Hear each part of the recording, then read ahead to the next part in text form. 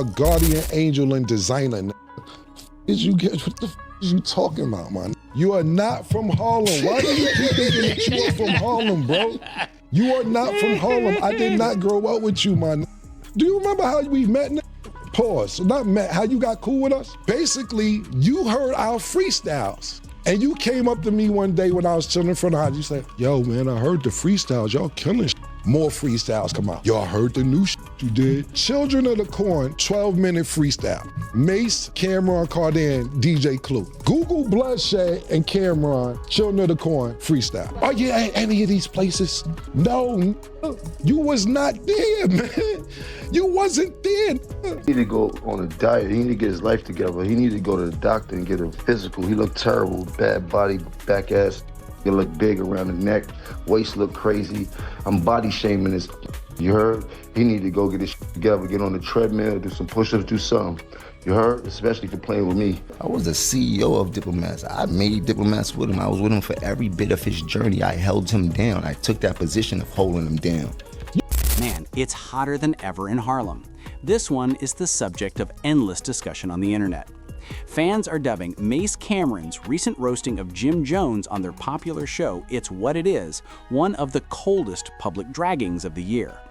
It all began when Jim chose to make some shrewd remarks in a recent interview, claiming that Mace and Cam had fallen off years ago and weren't actually performing well. If you know Cam and Mace, you are aware that we don't tolerate disrespect, particularly from someone they met in Harlem. They therefore aired everything out on their own platform rather than ignoring it. They didn't hold anything back, I assure you. The light is turned on by the clip. Mace laughed in his smooth preacher voice while Cameron continued to tell his normal jokes. But things quickly changed when Jim's name was mentioned. Cam added, "Yo, Jim has been talking recklessly lately, right?" as he leaned into the microphone. "Yeah, I heard," Mace answered with a sly smile. He couldn't remember who taught him this Harlem eloquence. You could tell they were going to cook something serious, even if the audience laughed. Jim has been trying to rewrite Harlem history and act like he built something that was already there before he showed up, Mace said, as he entered the building in a matter of seconds. "Jim was still trying to get on the guest list when I was on tour with Biggie," he added. The audience went crazy. Fan! You begged us, you are a fan, nigga. A fan. So you can sit around and act like you've been around all this Harlem and everything. You ever see somebody from Harlem try to act like they from Harlem so bad that you gotta keep saying, I'm from Harlem?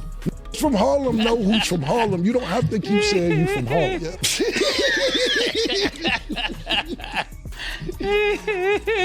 Yeah, listen, man, listen. You were fanned out and you begged niggas to come to your house after you heard all these mixtapes. That's how you got in.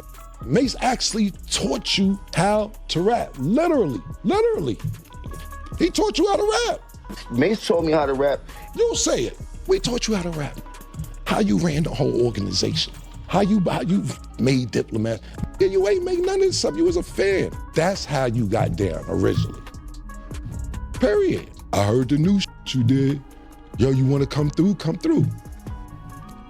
Why? Why are we going to Jomo's house? So yeah, I would bring some bitches over there sometime. A little crack maybe. Cam also joined in, making fun of Jim for making too much of an effort to remain current. "It's crazy," he remarked, since Jim reinvents himself as an Instagram influencer every few years. He is a rapper one year, a podcaster the next, and a real estate expert the year after that. Choose a lane, dude. The audience was laughing uncontrollably. Not even the camera team was able to maintain focus. Online fans immediately began repeating lines, claiming that Massey and Cam bodied him without using any profanity. Jokes weren't the end of it, though. Massey became individualized. He claimed that Jim had been resentful ever since Dipset broke up and had blamed everyone but himself. He reminded the audience that Jim was never the main character. Cam held that role. And he could never take that place, no matter how many singles he released or how many clothes he flaunted. Massey reported that Cam looked at him, "We're doing it again," because he's angry now, not with him this time. Since it was real, that was the thing that struck me the most. Given that Massey and Cam got back together, it is what it is. They have been in control. Massive numbers, prominent visitors, and viral videos. The talk show game was essentially reinvented by them. Jim has also been criticizing from the sidelines. Thus, Massey and Cam's retaliation felt like poetic justice. In Harlem, the world is reminded by two pioneers who truly established the blueprint. They can't play with me too much. I give them the floor to do that because that serves me no purpose. I got too much to worry about, too much to do. They know what I've done. And dance around it all they want and shit like that, joking, but they know if I get upset, it's gonna be a real problem. Get out of here. Every nigga that put hands on you or you get to take you cool with him. You tried to chase French Montana out the game, that ain't work out. Y'all got cool. So cool that you go to his video shoot, pardon me, not his video shoot, his movie. You're sitting in the crowd watching the premiere and they dissing you in the movie. You in the movie getting dissing, you gotta eat it, just sitting in the crowd. Nah, they dissing you in the movie that you went to go see, bro. Every nigga that do something to put pressure on you, you sit there and work it out. But when they got a little genuine heart for you and all that, cool, that's the pattern. If they don't put hands on you, then you can keep going on and on and on. But the niggas who do this, you cool with, and then the niggas who try to handle it sophisticatedly, you keep going on and on like niggas give a f about all that shit, bro. Niggas don't care about none of that shit, man. Niggas don't care a little bit, man. What I'll finish with is this, man. I'm never here to downplay your character. As much as you try to degrade my character for years and push me under the bus and say, I ain't start this and I ain't do that, and you started Pink and you made the Diplomats, which is just... Do you ever hear me talk about when you ran on me when BMF pulled up? When you ran in the hotel, they chased you to the beach. Yeah, they chased you to the beach, you was in the sand. You was getting wet from the water, from the ocean. I don't pump that. I don't pump all that shit because I ain't trying to degrade your character. You know why? Because the revolution was televised. That's why I'm here. That's why God worked like that. That's why me and Murder is here. The revolution was televised. Because you talking. As soon as that show aired, the internet went crazy. Supporters flocked to the comments, claiming that Jim Jones was humbled in 4K and that it was a lesson in Harlem history. Jim has been talking too much. One fan remarked, he lost track of his parents. Cam and Mays just pulled him back to 2002, another person stated. The internet was in complete turmoil. Like wildfire, the videos went viral. The story became a full-fledged trending issue when even celebrity blogs began publishing excerpts. Jim was clearly unhappy when he saw the clips as well. Later that evening, the man tried to clap back on Instagram Live by declaring, I don't have any beef with those guys. They're just old brains upset because they're no longer outside. However, his response fell flat. Supporters claimed he appeared irritated, repeating himself and attempting to appear unconcerned when it was obvious he was feeling heated. It was perfectly expressed in one comment. You can't outsmart Mace and Cam. They now make a living doing this. The absurd thing is that the conflict between these three has existed before. Their history dates all the way back to the 1990s, when talent was abundant in Harlem. Before Mays signed with Diddy and became a huge bad boy artist, he and Cam formed Children of the Corn with Big L's gang. Later, Jim joined Cam under the Dipset umbrella, and for years, they made hits all over the world and restored Harlem's reputation. However, egos, wealth, and fame always get in the way, and gradually, that fraternity evolved into a chilly conflict. Out their freedom, bro. This is gonna be the last time I address this. Whatever you got to say after this, good luck, I wish you luck. I got other shit to do. This is not on my motherfucking place. Believe what you want to believe, because I got other things to do. You feel me, Murder? I ain't want to snap on them nose, but yeah, I'm good. Here goes some popcorn and stat. What was your reaction when Cameron brought up all these old stories and everything about you? I laugh, man. I got this thing, man. People laugh at the lies, but the truth always hurt. You know, lies are more entertaining. You heard? You get to laugh, you get the joke, but the truth is a serious thing, no matter how you look at it. The truth is what the truth is. After a period of time away from the game, Mace returned and attempted to mend things. Cam continued to work hard, became a businessman, and rose to fame in Harlem. Jim made an effort to keep Dip It together, but Verzu's fight with the Looks Man came next. He was never able to recuperate from the internet. The flaws were evident in the performance. Jim became the joke as the audience saw who had star power and who didn't. It seemed like old animosity resurfaced when he started pursuing Mace and Cam, that timeless pride in Harlem that never goes away. And Mace was fully aware of how to press that button. Jim was called out by him for feigning self-madness while using someone else's basis.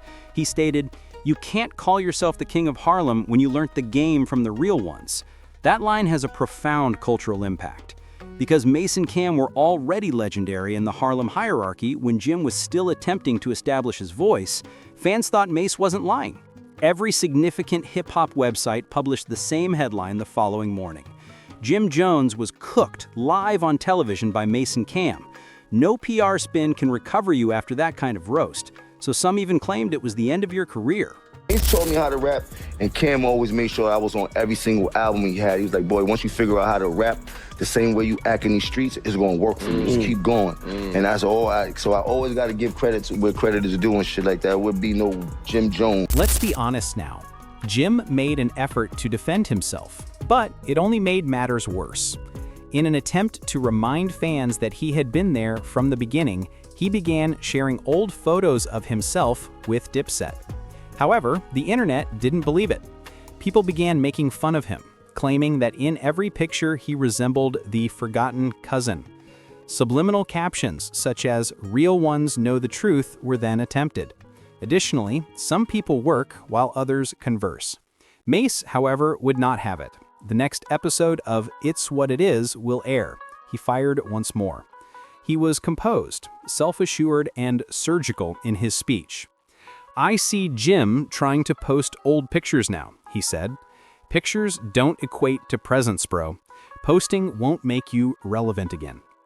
The crowd erupted. Cam had to switch off his microphone because he was laughing so much. "You can't win an argument with me," Mace remarked, staring directly into the camera. "You learned how to talk slick and rap nicely from me. Keep it in mind." That sentence is immediately classic. Twitter went viral. Cam further added, "We gave him the boost, but Jim always acts like he found himself. We waved to him. We even assured him. Then he spun around and pretended that we were the ones pursuing him." Fans thought the truth was finally being expressed during that particular time. Jim was the object of a display of Harlem pride. You know, the internet gets kind of crazy with the lies. The lies are going crazy on the internet. I mean, well, the lies start from a narrative, and the narrative starts from a person, and you just got to look at it like that. But I've never been one in my life to care about clearing up no rumors. Like, that just take time out my day from making money. I know who I am. I'm very comfortable in my skin. I stand 10 toes down on everything I believe in. I don't change my pivot, and everybody knows that. I mean, as you can see, I would not be here if I did anything else but be me. I was at Jim album release party, and everybody was over there with Jim, and Cam is standing over here with like 3 or 4 people just looking on and couldn't believe that Jim is the guy. There's no Dipset without Jim. Jim is the gangbanger of the crew. Cam is not a blood. I don't even know if Joel's was. I doubt Freaky was, right? But the set, it comes from the gang, right? All the gang all ran under Jim. Right. All of the muscle was Jim. That wasn't Cam. You know what I'm saying? Cam was like the Jay-Z. Cam was the artist. Jim and Cam were partners, so to speak, but Jim took the role of being the underboss, the muscle, to make sure that Cam could function and move around and not have a bad reputation or be getting robbed and all this other stuff. So Jim put he stood front line for anything in regards to Cam, and then he put Dipset in front of Cam. Cam and Jim history go back before me. You understand what I'm saying? When I met Cam and Jim, they were super close. So I honestly don't really know Jim being from the Bronx and all that. You know what I'm saying? When I met them, they was in 5H, which is, you know what I'm saying, Jim's apartment, and that's, you know, like, I guess that time was after all the stuff Cam had said already with the Children of the Corn and Jim, you know, whatever he said, you know what I'm saying? So, like I said, when I got there, Cam and Jim was like this, super tight. Mace wasn't even in the picture. I don't know Mace like that. You know what I'm saying? Every time I seen Mace, it's been a mutual, you know what I'm saying, respect there. So, you know, that's what that's been as far as me and Mace, you know what I'm saying? As far as, yeah, when I met Cam and Jim, they were already Trump tight and locked in. You understand what I'm saying? The Diplomats was already a name they had. You know what I'm saying? I don't sit there and claim I made the dip, so that's not something I'm doing. You know what I'm saying? I made Dipset though, the two. Yeah, I did that. You know what I'm saying? Even those who had never taken sides began to voice their opinions. Posting videos of the roast, rappers, influencers, and even comedians referred to it as the most respectful destruction ever. It was evident that Mace and Cam were acting without malice. They did it to serve as a reminder of who the true pillars of Harlem culture are. However, it wasn't the words that truly wounded Jim. They were driven by power. Mace and Cam possessed the charm, the platform, and the influence. The culture pays attention whenever they speak. It seems like Jim is pleading for attention whenever he posts. Fans brought something to our attention. Jim now occupies the lowest position in the Harlem hierarchy, which has already changed. Memes had taken over the internet by the conclusion of that week. People are claiming that Mace simply baptized Jim with jokes and comparing it to Jim Jones versus the podcasters. Some even suggested that Jim should return to the studio since he has no place on the internet. The amusing thing is that his attempt to release a freestyle a few days later was met with a lackluster reception. You cannot escape embarrassment by freestyling, particularly when your name is popular for all the wrong reasons. That came between Cam and Jim is Jim's success. Cam always looked at him as being the star, Jim being capo. You know what I'm saying? Right. But it's kind of like Sammy the Bull becoming John Gotti. You know what I'm saying? Gotti's probably gonna feel a little way if Sammy becomes the main man. You know what I'm saying? And in that situation, that's what it is. Jim started to grow as an artist. And as he started to grow as an artist, he started moving from standing behind Cam to he started standing next to Cam. And then it got to a point where he stood in front of Cam. Mm-hmm. And Cam was looking him over his shoulder like, yo, what you doing? And then that built the animosity. And by the time Ballin hit, Cam had a gang of animosity and internal hatred. And I know because I seen it, I was there. I felt like he was a fucking hater because like I felt like he was supposed to be happy for Jim. He was under the wing. Jim was the muscle. You get what I'm saying? Jim he's Cam's partner. But he's taking a step back to play the muscle. One thing is evident now that the dust is settled. This time, Mace and Cameron triumphed spectacularly. They didn't yell, they made no threats, they dismantled Jim Jones' ego in real time using facts, humor, and Harlem savvy. It was best expressed by fans. They grinned as they buried him. Just to witness how two OGs could roast a fellow Harlem veteran so effortlessly that it felt like a masterclass. Even non-hip-hop fans tuned in. However, there is a serious message here that goes beyond the comedy. Clout wasn't the only factor here. It has to do with tradition. While Jim spent years following trends, Mace and Cam spent years establishing Harlem's cultural and musical legacy. Fans claimed he couldn't bounce back since this was a reality check rather than merely a retort. Respect is earned on the streets of Harlem. It cannot be purchased. Additionally, it is a wound that is difficult to repair when your own people claim that you slid off. In the final portion of the presentation, Mace encapsulated everything wonderfully. "I don't hate Jim," he said. "I simply detest revisionists. Tell the truth if you were there. Stop pretending that you constructed the building that we have already opened if you didn't." That had a profound effect. It was not even trivial. In class, it was truth packaged. Kant even praised him, stating, "That's why we're legends. We don't require any tricks." Jim, meanwhile, has remained silent ever since.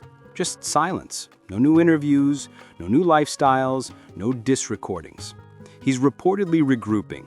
Some claim that he's realized there's no turning back now. When the individuals who made you publicly tell you that they made you, how do you react? Ultimately, this entire event demonstrated the distinction between imitators and icons. Mason Cam left behind enduring legacies. Moments that Jim created came and went. The show shine simply demonstrated that they still control the conversation and that all they needed this time was a microphone, a laugh, and the truth. No beat, hook, or diss track. So, Jim Jones may attempt to appear unconcerned, but Harlem witnessed what transpired. It was seen on the internet. It was seen by all. They rearranged the hierarchy rather than merely dragging him. And there isn't a single public relations tactic that can restore your swagger once you've been humbled like that on video. Because everyone pays attention to what Harlem luminaries have to say.